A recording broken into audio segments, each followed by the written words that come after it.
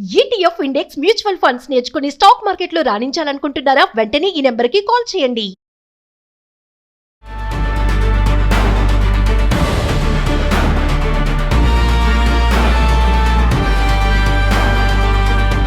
నమస్తే, welcome to Suman TV. Present మనతో పాటు ఉన్నారు స్వర్ణకారుల అసోసియేషన్ లీడర్ దుబ్బాక కిషన్ రావు గారు.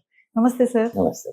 సార్, మామూలుగా గోల్డ్ మన దగ్గర కాకుండా చాలా మంది ఏంటంటే విదేశాల నుంచి కూడా తెచ్చుకుంటా ఉంటారు. అక్కడ కొంచెం తక్కువ ఉంటుంది, మేకింగ్ ఛార్జెస్ ఇవన్నీ మనతో కంపేర్ చేసుకుంటే కొంచెం తక్కువ పడతాయని చెప్పేసి అక్కడ మన వాళ్ళు ఎవరైనా ఉంటే వాళ్ళు వస్తున్నారు అన్నప్పుడు వాళ్ళతో కాల్ చేసుకొని కాంటాక్ట్ చేసుకొని తెచ్చుకోవడం జరుగుతూ ఉంటుంది. మామూలుగా విదేశాల నుంచి బంగారం తెచ్చేటప్పుడు ఎంత తెచ్చుకోవచ్చు, మామూలుగా ఉచిత పరిమితి ఉంటుందని చెప్పేసి కొన్ని అంటున్నారు. అవన్నీ ఒక్కసారి మాట్లాడుకుందామా సార్? విదేశాల నుంచి వస్తున్నప్పుడు మనకు భారత మహిళ మ్యారీడ్ అయితే 30 గ్రామ్స్, అన్మ్యారీడ్ గర్ల్ అయితే 15 గ్రామ్స్, హస్బెండ్ భర్త ఎవరైనా ఉంటే కూడా అతను కూడా 15 గ్రామ్స్ అలౌడ్ ఉంటుంది. అంటే ఓవరాల్గా 60 గ్రామ్స్ గోల్డ్ మీరు తెచ్చుకోవచ్చు విత్ పర్మిట్. మీ పాస్పోర్ట్లో అంతకంటే ఎక్కువ అలౌ చేయరు. ఎలాగైతే విస్కీ బాటిల్స్ అది ఎట్లా ఇంపోర్టెడ్, సో దీనికి కూడా కండిషన్ ఉంది. అక్కడ 2 బాటిల్స్ ఉంటాయి, ఇక్కడ ఇది అనమాట. అయితే అక్కడ మీరు గవర్నమెంట్ అక్కడ దుబాయ్లో కొంటే, కొన్ని కంట్రీస్లో కొంటే మీకు ట్యాక్స్ కూడా వాళ్ళు మీకు వేవ్ చేస్తారు. మీరు ఎయిర్పోర్ట్కి వెళ్ళగానే మీ అకౌంట్లో పడిపోతుంది.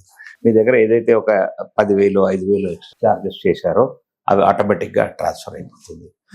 అయితే అక్కడి నుంచి బిస్కెట్ తెచ్చుకుంటే ఇంకా బెనిఫిట్. ఆర్నమెంట్ కంటే ఆర్నమెంట్ వాళ్ళైనా కానీ మేకింగ్ ఛార్జెస్ వేస్టేజ్ వాళ్ళు కూడా క్లెయిమ్ చేస్తారు. మన ఇండియన్ జ్యువెలర్స్ కూడా క్లెయిమ్ చేస్తారు. ఈవెన్ స్వర్ణకారుడు కూడా కొంచెం తక్కువ క్లెయిమ్ చేస్తాడు, కానీ క్లెయిమ్ చేయాల్సి వస్తుంది. ఎందుకంటే అది ఏ వస్తువు చేయాలన్నా కానీ వేస్టేజ్ అంటూ ఉంటుంది కాబట్టి. అది ఆర్నమెంట్స్, బిస్కెట్స్ కూడా తెచ్చుకోవచ్చు. 100% 30 గ్రామ్స్. ఇంకొకటి సార్, మరి కనుక వాళ్ళు తెచ్చుకునేటప్పుడు ఏవైతే కొంటారో వాటి బిల్స్ మస్ట్ క్యారీ చేయాలా? ఎస్, క్యారీ చేయాలి. ఎందుకు అడుగుతారా వాళ్ళు? అడుగుతారు, దాన్ని స్టాంప్ వేసి ఇస్తారు. ఆ బిల్స్ పైన ఏ ఐటమ్ తెచ్చినా దాని బిల్ ఉండాలి. వాళ్ళు కొంతమంది అంటారు అంటే ప్యాకేజ్ లో కొన్ని పెట్టుకోవచ్చు, ఒంటి మీద కొన్ని వేసుకోవాలంటే మరి దానికి ఒంటి మీద 1-2 వేసుకుంటే అదే ఈ 30 గ్రామ్స్ దాంట్లో వదిలేస్తారు. అయితే వాళ్లకు ఎయిర్పోర్ట్ లో దిగగానే ఈ ప్యాసింజర్ కదలికలను బట్టి తెలిసిపోతుంది వీడు క్యారీ చేస్తున్నాడని, ఎక్కువ చేస్తున్నాడు, చీటింగ్ చేస్తున్నాడని. నిర్భయంగా వస్తున్నవాడు వాళ్ళు చెక్ చేయరు. అయితే ఆ మిషన్ లో కూడా తెలిసిపోతుంది లోపల గోల్డ్ ఉంటే. అంటే మా జనరల్ పీపుల్ కి బిజినెస్ పీపుల్ కూడా తెచ్చుకుంటారు కదా సార్? బిజినెస్ పీపుల్ ట్యాక్స్ కట్టాల్సిందే. నేను చెప్పింది ఈ లిమిట్ లో తెచ్చుకుంటే మీరు ట్యాక్స్, దానిపైన ఉంటే ట్యాక్స్ కట్టాలి. మీరు కూడా దుబాయ్ నుంచి వస్తున్నారు, నువ్వు ఒక విజిటర్ గా వెళ్ళావు, ఈ పోయి తీసుకురాస్తావు, సినిమా యాక్టర్స్ ని పట్టుకున్నారు బెంగళూరులో, అట్లా అలౌ చేయరు అనమాట. ఎవ్రీ 6 months గ్యాప్ ఉండాలి. Okay sir. ఇంకొకటి, ఇప్పుడు సపోజ్ దుబాయ్ లో బంగారం కొంటే అంట, అప్పుడు ఏదైతే మేకింగ్ ఛార్జెస్ వేస్తారో అక్కడ ఎయిర్పోర్ట్ లో దాన్ని డిడక్ట్ చేస్తారని అంటారు. అది నిజమేనా సార్? 100% చెప్పాను కదా, ఇంతకు ముందే చెప్పాను కదా. మీకు బిల్లింగ్ చేస్తారు కదా, మీరు ఎయిర్పోర్ట్ లో మీ పాస్పోర్ట్ అక్కడ స్కానింగ్ కాగానే మీ అకౌంట్ లో పడిపోతుంది. అక్కడ మేకింగ్ ఛార్జెస్ అన్ని ఇక్కడ వచ్చేస్తాయి. ఎందుకంటారు వాళ్ళు? నీకు మా కంట్రీలో మీరు ఓన్లీ గోల్డ్ కొన్నారు, మీరు మా కంట్రీ వాళ్ళు కాబట్టి మీకు ట్యాక్స్ ఎగ్జంప్షన్ ఇస్తున్నారు. సార్, కంపేర్ టు మన దగ్గర బంగారానికి మరి విదేశాల బంగారానికి ఎందుకు తేడా ఎందుకు ఉంటుంది? అంటే ఆర్నమెంట్ విషయంలోనే కానీ, ఆ ప్రైస్ విషయంలోనే కానీ, ఇప్పుడు ఈ మేకింగ్ ఛార్జెస్ ఇవన్నీ కూడా చాలా తేడాగా అనిపిస్తూ ఉంటాయి. వస్తువులు కూడా అక్కడ కొంచెం మెరుస్తూ ఉంటాయి. దుబాయ్ బంగారం అంటే చాలా మంది ఇంట్రెస్ట్ కూడా చూపిస్తూ ఉంటారు. ఎందుకు అంటారు? అలాంటిది ఇప్పుడు అంతా పోయింది. ఇప్పుడు హాల్ మార్క్ వచ్చిన తర్వాత వరల్డ్ వైడ్ గా బిస్మార్క్, హాల్ మార్క్ 2 ఉన్నాయి అనమాట. ఏ కంట్రీలో అయినా కానీ ఈ రెండిట్లో ఏదో ఒకటి చేయాలి, బిస్మార్క్ అయినా హాల్ మార్క్ అయినా. ఆ వస్తువు 92% అయితే 92% స్టాంప్ వేయాలా, 85% ఉంటే 85% స్టాంప్ వేయాల్సి వస్తుంది.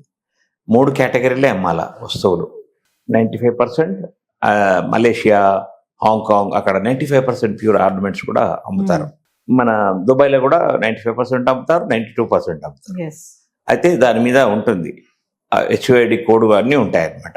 సో దానివల్ల అదే వాళ్ళకు మొదటి నుంచి కూడా దుబాయ్లో చీటింగ్ చేయడం అలవాట్లేదు కాబట్టి, కాస్ట్ కావాలంటే ఎక్కువ తీసుకుంటారు కానీ చీటింగ్ చేయడం అలవాట్లేదు. ఇక్కడ బిజినెస్ పీపుల్ తొందరగా పైకి రావాలని చీటింగ్ చేయడంలో అది.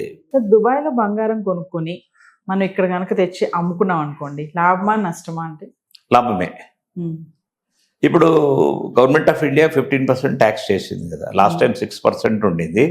మన మీరు గోల్డ్ కొనొద్దు అని తర్వాత మళ్ళా 9% పెంచేశాడు, అంటే 15%. ఆ 15% మీకు ఇక్కడ మనం తీసుకొచ్చి అమ్ముకుంటే మీకు 15% బెనిఫిట్ వస్తుంది. మీకు ఫ్లైట్ చార్జెస్ కలిసి వస్తాయి. సో చాలా మంది ఏంటంటే అలా కూడా చేస్తా ఉంటారు కదా, అక్కడి నుంచి చేస్తుంటారు వాళ్ళ ఇంట్లో వాడుకోవడం కొంతమంది. డిజైన్స్ కూడా కొంచెం బాగుంటాయి అక్కడ, మన దగ్గరికి వెళ్ళి వెళ్తాయి కదా. మ్యానుఫ్యాక్చరింగ్ చాలా మటుకు మన పని వాళ్ళే అక్కడ ఉన్నారు. డిజైన్స్ వాడేందంటే కంప్యూటర్ డిజైనింగ్ చేసి ఈ వస్తువు చేయి, ఇది 10 వస్తువులు చేయి, ఇది ఒక 20 వస్తువులు చేయి, అట్లా అని చెప్పించుకుంటాడు. వాడు గోల్డ్ ఇస్తూ ఉంటాడు. వాడు వర్క్ షాప్ లో నుంచి బయటికి రావద్దు.